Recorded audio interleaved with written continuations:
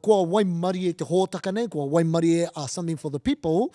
I te mea, kua tai mai te rangatira o te wā Peter Lucas Jones ki te ata hora i ana kōrero, ki te kōrero mō tēnei mea, me ana mahi i roto i e nei tū kaupapa. Kei te whanaunga, kei te rangatira, tēnā koe nau mai ki te pai o something for the people. Tēnā koe o tira, tēnā koutou katoa. Anipiki, ke rea ma huri atu ki a koe e taku whanaunga. Hauri ana hau te hono mai ki tēnei hōtaka i tēnei rā. Nō reira, pātau tuatahi e te whanaunga. I tērā atu wiki, puta i a mātou te pūrongo, whai wāhi atu koe ki te rārangi, te ko tahirau o ngā kaiwhakaawe huri no i te ao. I te ao, e ai ki a Time Magazine. Nā, ka rekau he mōhini nui ake i tērā pia i te ao. Pēhea tērā whakahonore, pēhea tērā honore nui ki a koe, Chief? I tino ohorerea hau. I te whakapua kina e Time Magazine, taku ingoa. Whānau mai a hau i Kaitaia. Rereke no atu te wāhi whānau mai a hau. I te wāhi e noho ana hau i tēnei rā. Kei San Francisco a hau i te rānei, no te pō, ka haere a hau ki tētahi hui, he tina, mo te kotahi rau rangatira awe e ai ki o rātou nei whakaaro, kia hui atu, kia tūtaki atu, kia kōrero tahi. Mō ngā āhuatanga e mauri ana e tēnā, e tēnā, e tēnā. Ko reira, i ohorere, i whakahihi, pai ahau i te āhua o tō mātou kaupapa o te reo iriangi o te Hiku o te ika.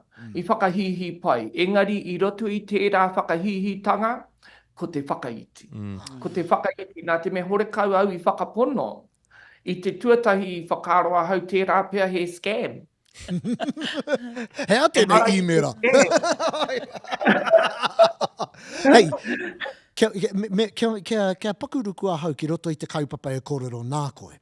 Hea rā ia te tino matu, te tino kaupapa o tō AI, e whakatairanga hi ana e Time Magazine, e mahi nei nā e koutou ki roto o te Hiku o te ika. Ko te mea ko tia mātou te hāpai, ko te whakaako i te rorohiko ki te kōrero Māori. Ne, he whakaako i te rorohiko ki te huri i te reo kōrero, hei reo tuhi-tuhi. Ki te huri hoki i te reo tuhi-tuhi, hei reo kōrero. I te ao AI e kōrero tia ana tēnei momo mahi. Pene me te mene, he natural language processing. He natural language processing. He maha ngā mea ka taia i nā e tika ana te kounga o te mea e oti ana iawai. I roto i te natural language processing. Neke atu i te iwa te kaumārua paiheneti, o te wā e tika ana te mea ko tia mātou. Nā reira e mea ana te Pākehā he 8% error rate tēnā. He maha ngā mea ka oti i awai i nā hihia rātou ki te whakamahi i tēnei mea mo te voice dictation, te rāpea te transcription service, i nā titiro koe ki te ao o te hunga wahangu. Ai. Ka hihia rātou ki tētahi reo Māori. Hei whakamahi i tō rātou mihini. Ki te kōrero mō rātou. Kei kona anō te hunga kāpō. Ka hihia rātou ki te screen reader. Engari ko te mea ko tia mātou ka taia te reo Māori me te reo Pākehā. Pēnei a tāua, e tahi taima ka kōrero Pākehā tāua, e tahi taima ka huri atu ki te reo Māori. Nā reira ko te mea ko tia mātou, ko he a te reo. Me he mea e huri ana tētahi ki tētahi atu reo, Māori Pākehā rānei, ka pai hoki te mahi o tēnei mea. Mihara. Hea te hua o tēnei momo rauemi e te tuakana? Hea tō hia e o na whakamahinga? He maha ngā momo whakamahinga, engari i nā whakaro a hau ko te ao mātauranga, me te ao whakaako. I nā titiro tātou ki ngā kaiako me ngā kura mahita o Inaia nei. Aha koe e hia ana rātou ki te hāpai i te reo Māori i roto i ngā kura, e tahi o rātou kare i te tino point, mo te kōrero me te tuhi. Nā reira, mā nei rauemi, e otia i te whakaaro, ki te tuku, i te reo, ki te hunga e haere mai ana e hia kai ana. E hia kēnei ngā pirionea, ko whai wāhi atu ki tērā kotahi rau, ko Mark Zuckerberg te tāhuhuranga pua meta o pukamata tētahi. He māharahara o kei riro te mana o tō tātou reo, ki ngā kamupene nui pērā ia meta, ki te kore tātou e karawhiu i tēnei mahi? Ai, kua roa hau e kōrero ana mō tēnei me te kaitiakitanga. Nā hoki whakamuri oku nei hakaro, hore kau o tāua nei mātua i hikoi, atu i te rerenga wairua, tai atu ki pōneke, kia riro mā te Pākehā e nei kaupapa e hāpai, kia riro mā ngā kamupene nui o te ao, e nei mahi e hāpai. Aha koa ngā mahi ko oti a mātou, ko tētahi o ngā huarahi e takahia ana e mātou ngā kaimahi, ko te whakatupu tūranga mahi. I roto i tēnei ao hangarau.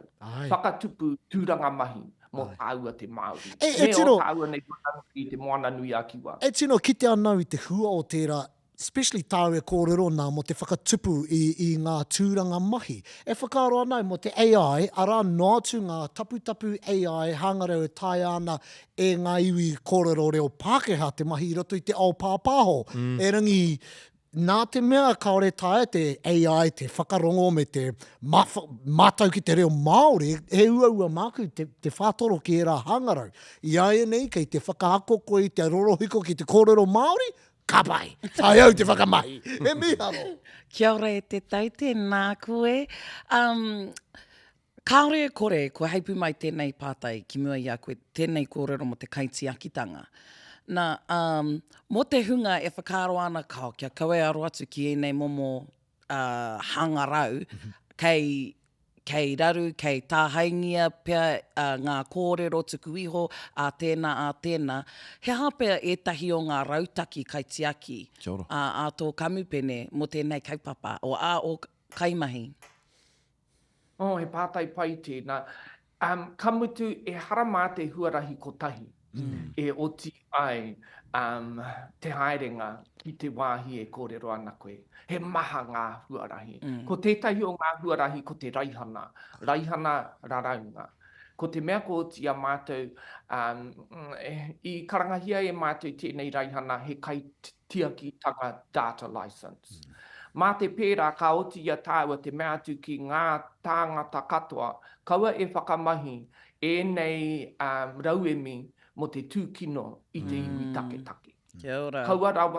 Kaua rawa e whakamahi i e nei mea mo te surveillance. Kaua rawa e mahi i e nei mea ki te whakarongo atu ki ngā whānau me ngā hapu e kōrero ana mō ngā huarahi e oti ai ngā mea e whakaro ana rātou e tika ana ki tō rātou nei whakaro.